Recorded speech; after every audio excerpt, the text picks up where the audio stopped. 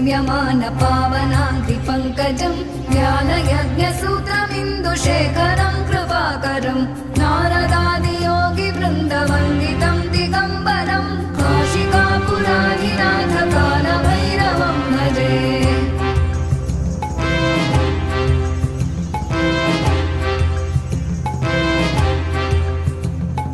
भानुकोटिभास्वरं भवाभितारकं परं नीलकण्ठमीप्सितार्थदायकं त्रिलोचनं कालकालमम्बुजाक्षमक्षशूलमक्षरं काशिकापुराधिनाथ कालभैरवं भजे।